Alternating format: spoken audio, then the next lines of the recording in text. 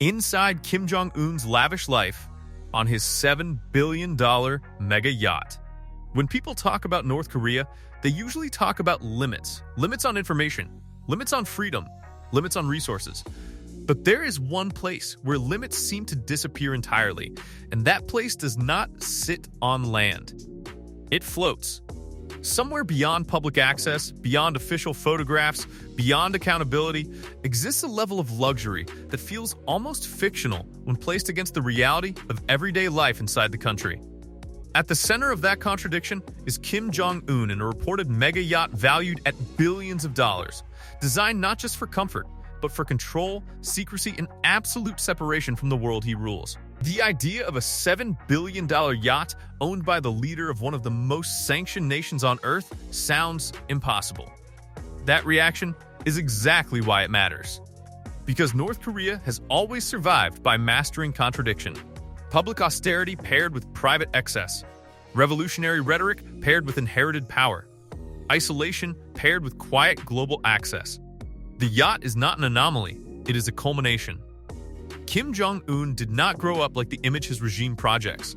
His early life was surrounded by privilege most North Koreans could never imagine. Educated abroad, exposed to Western culture, luxury goods, and unrestricted movement, he experienced a world that would later be denied to his own people. That exposure shaped his tastes and expectations. When he inherited power, he did not abandon those comforts. He institutionalized them. Luxury in Kim's world is not accidental or indulgent. It is intentional. Every private villa, every armored train, every imported car serves a purpose. The yacht fits perfectly into that logic. It is mobile, defensible, isolated, and invisible. It allows Kim Jong Un to exist outside the physical constraints of his own country while still exercising total authority over it. Reports from intelligence sources and defectors describe a vessel that rivals the most extravagant privately owned yachts in the world.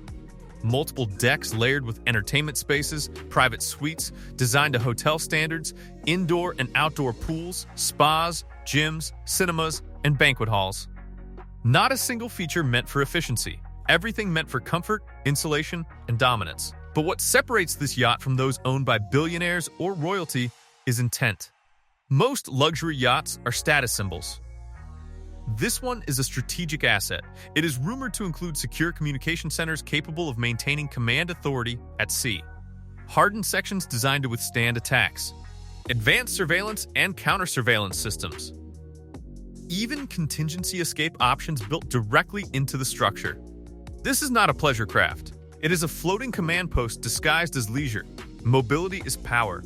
For a leader obsessed with security, unpredictability becomes a weapon. Traveling by air exposes flight paths. Traveling by land exposes routes. The sea offers ambiguity. A yacht can vanish into open water, dock at private ports, or remain offshore without drawing attention. Meetings can happen without records. The reported cost forces uncomfortable comparisons. Billions of dollars concentrated into a single object, while the broader population faces chronic shortages. That contrast is not hidden from the regime. It is understood. And it is accepted. In authoritarian systems, inequality is not a flaw. It is a feature. It reinforces hierarchy. It normalizes distance between the ruler and the ruled. Kim Jong Un's inner circle reportedly uses access to luxury as a loyalty mechanism. Who gets invited? Who gets to step aboard? Who is allowed into that private universe? Access is not just a perk. It is proof of trust. And trust in that system is survival. The yacht becomes a physical manifestation of that hierarchy, floating above the nation, disconnected from its struggles, existing in a parallel reality. That symbolism is not lost on anyone inside the regime. There is also the question of how such a vessel could even be built under sanctions. The answer lies in complexity. Front companies, foreign intermediaries, layered ownership structures, materials sourced in pieces, labor contracted quietly, payments routed through networks designed to obscure origin. The yacht is not just a product of wealth, it is a product of global loopholes.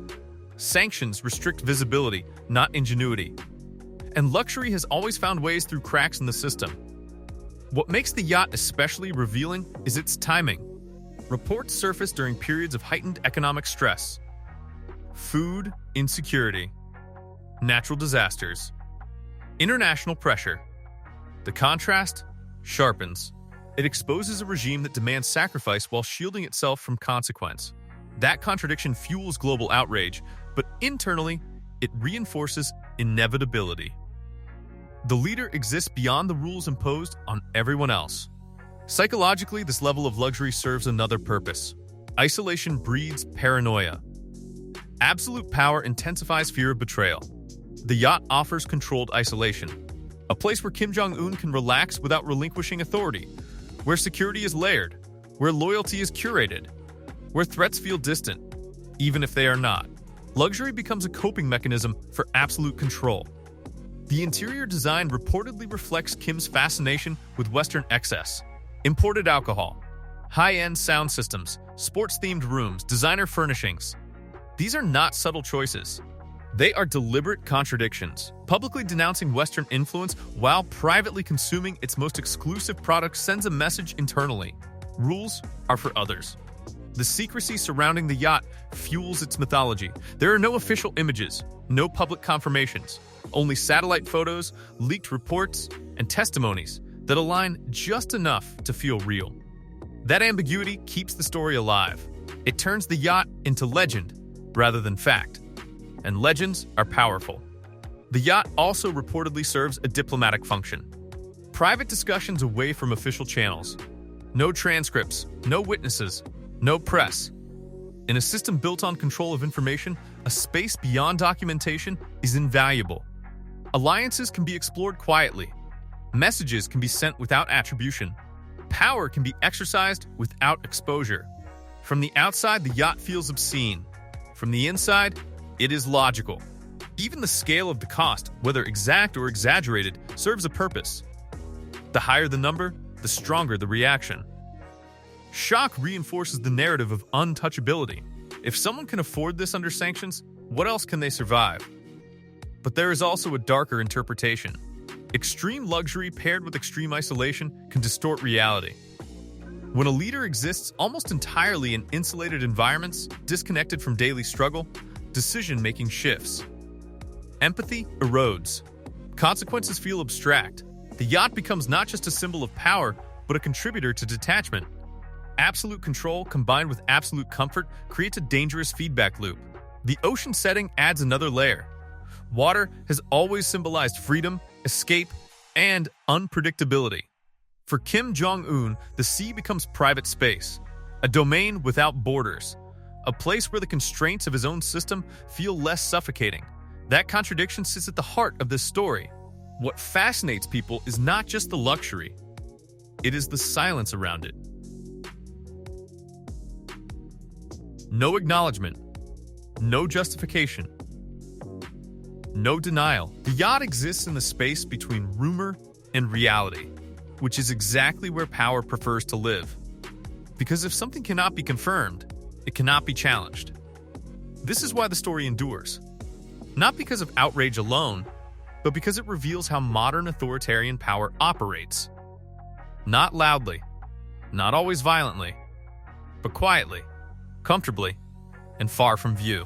When people imagine North Korea, they imagine darkness. But power rarely lives in darkness. It lives in comfort, distance, and control. Floating offshore, insulated by wealth, shielded by secrecy, and surrounded by loyalty. The yacht is not an exception to the system. It is the system, condensed into steel and glass. And that is what makes it unsettling. Because while borders can close and sanctions can tighten, the very top often remains untouched, drifting calmly above the consequences imposed on everyone else. If this deep dive changed how you think about power and luxury, make sure to like the video so more people can see it. Subscribe for more stories that explore what exists beyond official narratives, and share this with someone who believes isolation always means limitation.